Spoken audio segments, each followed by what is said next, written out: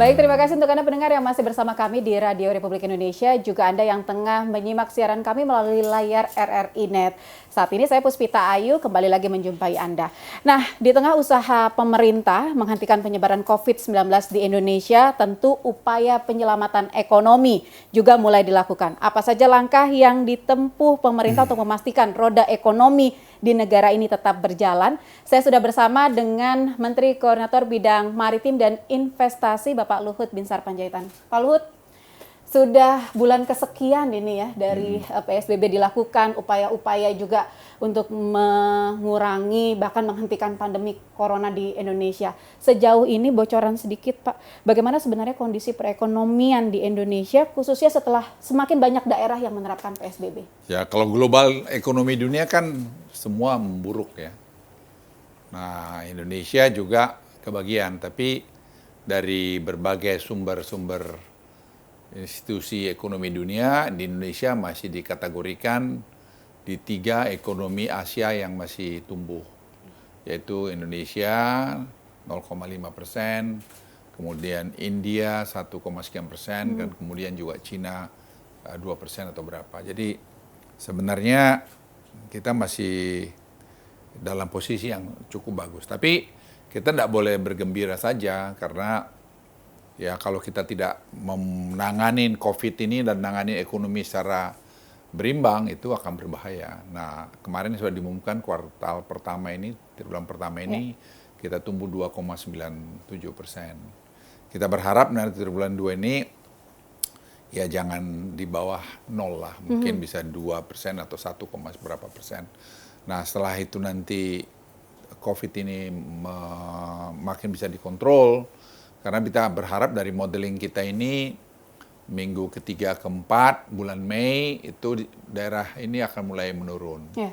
Tapi itu semua berpulang pada disiplin kita juga. Jadi kita harus, semua masyarakat nih saya himbau, harus patuh tadi, pakai masker, jaga jarak ini, kemudian cuci tangan, dan disiplin tadi. Jadi kunci ini harus dipegang. Kalau nggak dipegang, pemerintah mau bilang apapun nggak akan jalan juga. Jadi nah ini dampaknya kepada bukan hanya terus ekonomi, pada keluarga, orang terdekat kita, suami, istri, anak, cucu, atau nanti lebih luas lagi masyarakat lingkungan kita. Jadi kegotong royongan itu sekarang nih era yang sangat, yang sudah lama dilupakan itu, sekarang ini harus betul-betul kita tumbuhkan lagi. Berarti dengan kondisi itu optimis ya, bulan Mei kan Presiden minta sudah harusnya turun. Ya, memang semua itu tergantung Puspita kepada kita semua, berpulang pada kita. Kita mau nggak jaga jarak terus, mau nggak pakai masker terus, mau nggak cuci tangan terus. Kita disiplin nggak melaksanakan itu. Muaranya di kita semua. Jadi kalau kita sepakat itu, karena 60% itu penularan COVID-19 bisa dikurangi pakai masker. Oke, berarti itu hasil studi itu. Iya. Yang paling penting adalah menghentikan penyebaran COVID-nya dulu, baru kemudian nanti ekonomi akan membaik dengan sendirinya. Ya, tidak bisa membaik sendirinya, harus juga didorong, makanya stimulus yang diberikan pemerintah itu. Jadi sekarang ini Jakarta kan terjadi penurunan bagus nih, terus juga Jawa Barat, ya kita sekarang melihatnya itu per kota, ya, tidak hanya provinsi aja, per kota. Misalnya Jogja itu sangat bagus, sekarang malah kita memberikan pemerintah memberikan alat kesehatan untuk penanganan COVID, penggunanya minim untuk testing. Malah sekarang ambil dari Jawa Tengah, ya, Bali juga baik. Jadi tapi banyak juga daerah yang lain yang bagus. Aceh misalnya kan cuma 1 orang, baru 1 atau 2. Jadi saya pikir kita jangan terus mengglobalkan semua, tapi kekompakan kita, tidak menyebarkan berita-berita bohong, dan kemudian mendengarkan semua pengumuman, arahan, protokol kesehatan dari pemerintah, itu menjadi kunci. Ya Pak, sebenarnya kalau hingga saat ini begitu, investasi di sektor apa sih Pak yang masih jadi andalan? Ya sebenarnya tuh sekarang kan dari hasil kemarin 297 itu ada beberapa sektor yang sangat berpengaruh. Industri makanan, kemudian tadi juga menyangkut masalah perikanan, kemudian tadi pariwisata, pertanian, perindustrian, seperti garment, tekstil itu. Nah ini harus diacu ini, karena itu membuat 2,97% itu kita punya growth. Nah kalau ini bisa kita perbaikin, UMKM, kalau ini bisa kita perbaikin, dalam kuartal ini saya kira kita tidak terlalu khawatir, ya mungkin sekitar 2% growth kita bisa kuartal kedua ini. Untuk memastikan investasi di sektor-sektor itu bisa kan Kalau terus baik ke depan? investasi besar, sebenarnya tidak ada masalah. Seperti misalnya ada yang di Indonesia Timur, ada WDB, ada Virtu Dragon, ada Harita, ada Morowali, itu jalan semua, tidak ada masalah. Tapi sekarang agak terhenti karena COVID-19. Tapi kalau COVID ini bisa nanti kembali terkendali, katakanlah nanti setelah bulan Juni atau bulan Juni, ya kita ingin supaya diselesaikan industrinya, karena kalau selesai industri orang bisa kerja. Jadi jangan dibalik-balik. Ya memang industri ini harus memerlukan orang-orang yang paham membangunnya. Tidak serta-merta kita siap, kita nggak siap, kita harus jujur ngakuin itu. Tapi sekarang ini kita kerjakan itu. Jadi nanti kalau bulan Juni atau Juli sudah siap, keadaan kita kerjakanlah ini. Nanti tenaga asing yang mengerjakan, biarlah kerjakan. Nah setelah itu, setelah di jalan bersamaan tenaga Indonesia masuk di training, karena di sana kan ada politeknik kita. Ya memang teknologinya dari dia, teknologi maju ya, kita nggak bisa dong kita yang kerjain semua.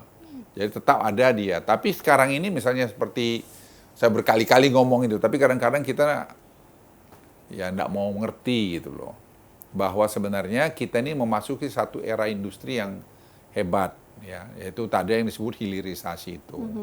Itu belum pernah sejarah Indonesia. Akhirnya kita masuk pada global supply chain dunia ini. Nah kalau ini jadi tahun 2023, kita itu sudah bisa memproduksi lithium baterai. Nah di Eropa 2025 orang nggak pakai lagi mobil biasa ini, pakai mobil listrik. Jadi Indonesia akan masuk pasar itu. Nah, tapi kan untuk kita sampai di sana harus ada bridging ya. Tidak bisa kita, oh Indonesia harus bisa bikin sendiri. Ya nggak bisa, belum. Teknologi kita belum sampai. Karena berpuluh-puluh tahun kita nggak ke sana gitu. Jadi COVID-19 ini mau nggak mau juga menghambat itu. Nah, tapi kita jangan tambah lagi dengan berita-berita bohong bahwa TKA ini mengontrol kita, nggak benar lah itu. Kita juga nggak mau itu kok terjadi. Jadi yang soal rame-rame 500 TKA nggak ada lah. Konawe itu Pak? Ya nanti orang itu berencana minta, tapi itu kan setahu saya juga baru dengar dari media itu malah. Itu nanti baru bulan Juni Juli baru kejadian itu. Tapi sekarang mereka mulai minta izinnya kan. Proses izin itu bukan sehari. Oke, gitu. Nah, dia itu menyelesaikan apa yang disebut HPAL. HPAL ini adalah industri untuk persiapan lithium baterai. Nah, nanti yang kerja siapa? Ya sebagian kita. Sebagian besar, 90%, 92% adalah orang Indonesia. Nah, masih banyak belum daerah yang orang daerah jadi. Kenapa? Pendidikan SMA-nya kurang bagus. Sekarang itu sejak 3 tahun terakhir ini mulai diperbaikin mereka. Supaya masuk di politeknik itu. Yang sekarang politekniknya udah jalan tuh, 600 orang intake-nya per tahun. Nah, ini semua jalan. Jadi jangan kita menyebarkan gimana ya, berita-berita bohong gitu loh. Yang orang bilang lapangan kerja, memang kita bikin lapangan kerja. Tapi untuk bikin lapangan kerja, perlu orang dulu bikin induknya, setelah jadi induknya kita yang bikin kerja semua. Oke. Jadi saya jadi ingat kalau bicara soal lapangan kerja. Jadi selain kartu prakerja, Pak, apa kemudian yang disiapkan pemerintah? Ya itu pemerintah? tadi banyak kartu prakerja ini. Tadi kan untuk, ini sebenarnya kalau kita balik-balik gini Puspita ya. Kita tidak mengatakan COVID-19 ini tidak bahaya, bukan masalah besar buat kita ya. Tapi kita harus melihat juga ada apa enggak di balik itu. Peluang lain di balik itu. Peluang dari balik itu adalah sekarang kita mengorganisir diri kita ini, reformasi diri kita yang lebih bagus. Misalnya kita baru sadar betul bahwa kita obat-obatan itu, farmaceutical itu hampir 90% impor. Presiden kemarin udah merintahan semua APBN yang bikin dalam negeri. Presiden bicara sama Presiden Trump. Nah sekarang Presiden Trump sama Indonesia karena dia berantem sama Tiongkok, dia mau relokasi industrinya. Nah, saya diminta Presiden bicara dibawa sama pembantu Presiden Trump. Sekarang tuh ada 4.000 hektar mau bikin di Jawa Tengah. Itu mau bikin special economic zone untuk pharmaceutical industry. Sekarang kita kerjain, saya ada bicara sama Gubernur Jateng, Pak Ganjar, untuk sekarang kita mulai kerjakan. Karena sudah pernah kita kerjakan itu, tapi terhenti. Nah, jadi kalau dibilang enggak, jalan ini semua. Nah, sekarang industri-industri misalnya APD sekarang supaya buatan dalam negeri sekarang udah jalan mulai 1,5 juta produksi per bulan. Itu lapangan kerja, tapi memang nggak bisa seperti dulu lagi dempetan, harus jaga jarak, harus pakai masker. Nah, memang ada juga repotnya lagi tuh. Kalau orang yang jaga jarak ini nanti high tech lagi. Jadi bagaimana membuat keseimbangan ini, Puspita, itulah yang dilema dalam suatu industri dalam era modern ini. Tapi saya mau tahu dulu prediksinya Pak Luhut nih Pak. Baru-baru ini kan surat edaran dari Menteri Tenaga Kerja untuk opsi pemberian THR begitu disampaikan. Nah, dengan kondisi tadi ekonomi yang disampaikan Pak Luhut, kira-kira bakal banyak nggak perusahaan yang menggunakan opsi menunda atau mencicil pembayaran THR itu? Ya, saya belum tahu persis itu, Puspita ya. Tapi memang bisa terjadi keadaan itu, tapi angkanya saya nggak tahu persis. Tapi memang ini kan belum pernah kejadian seperti ini dialami umat manusia. Bukanan loh, umat manusia loh. Karena 213 negara yang kena ini, yang kena COVID-19. Jadi semua bermasalah. Kita mau minta bantu ke siapa? Nggak ada kan, kita harus bantu diri kita. Kita harus bantu diri kita. Tapi untuk membantu diri kita, kan kita bisa menggunakan tangan lain dulu untuk membuat supaya ada lapangan kerja itu. Oke. Nah ini Pak, bicara lain juga soal prediksi ancaman krisis pangan. Beberapa waktu lalu kan sudah ada prediksi dari FAO bahwa akibat pandemi ini salah satunya di Indonesia juga akan mengalami krisis pangan. Kabarnya sudah mulai terlihat, benar nggak sih Pak? Enggak, kalau terlihat sih belum, tapi kita mewaspadai. Jadi 11 bahan pokoknya itu, ya kalau bisa jangan sampai ada masalah. Nah itu kemarin Presiden udah rapat berapa kali itu, dan sekarang perintahnya udah jelas. Ya, Kementerian Pertanian bagaimana, di tempat perikanan ini. Ya KKP ini kan banyak di ikannya sekarang. Nah makanya kemarin UMKM kita mainkan, supaya mereka tuh bisa mendistribusikan dengan baik gitu. Makanya angkutan ini dibuka. Ini kan semua kait berkait. Jadi kalau melihat masalah, Puspita, nggak bisa tuh hanya satu layer. Itu mesti berkait kemana-mana. Jadi seperti orang bilang, oh Pak Luhut ngurusin ini. Ya saya kan di bidang saya ada pariwisata, ada tadi perikanan, ada PUPR, itu kan semua berkait. Dengan nanti tempatnya Pak Teten, berkait juga dengan dengan apalagi perindustrian. Ya kita harus duduk rame-rame, nggak bisa sendiri. Jadi kalau orang yang tidak paham atau tidak mau paham, pikir, waduh, Pak Luhut ngerjain semua, enggak juga. Saya kan mau mengerjain semua juga nggak kuat. Pak, udah mau hari raya nih, sebentar lagi itu hari besar untuk umat muslim dengan jumlah umat muslim yang cukup besar juga di Indonesia. Apa yang kemudian paling diwaspadai oleh pemerintah saat ini? Ya tadi pangan dulu yang pertama. Jadi pangan itu harus bisa tersedia cukup. Okay. Dan itu saya kira sudah tersedia cukup. Jadi kita tidak khawatir mengenai pangan. Sehingga orang, ya teman-teman umat muslim ini bisa merayakan dengan baik. Ya, yang kedua memang ya kita tahun ini mungkin pertama kali dalam sejarah kita tidak ada mudik. Ya itu aja.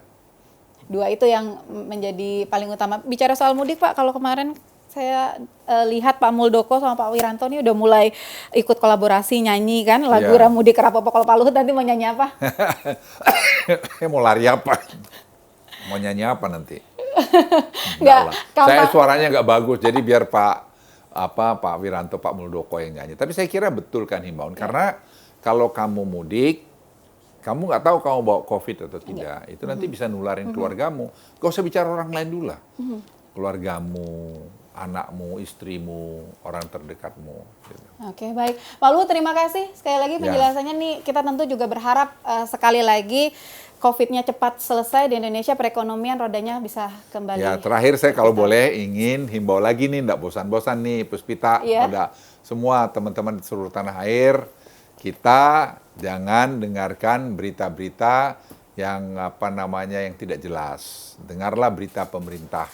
Pemerintah tidak akan membohongi rakyatnya. Presiden itu tidak akan pernah membohongi rakyatnya, dan dia bekerja untuk tadi kepentingan rakyat Indonesia semua. Terima kasih.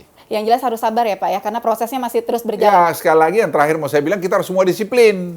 Karena kalau kita nggak disiplin, ya apapun yang kita buat tuh tidak akan jadi juga nanti Puspita. Oke, baik Pak Luhut, terima kasih, sehat selalu. Nah, itu dia tadi pendengar bincang-bincang kami dengan Menteri Koordinator Bidang Kemaritiman dan Investasi Republik Indonesia, Luhut Binsar Panjaitan. Saya Puspita Ayu, sampai jumpa.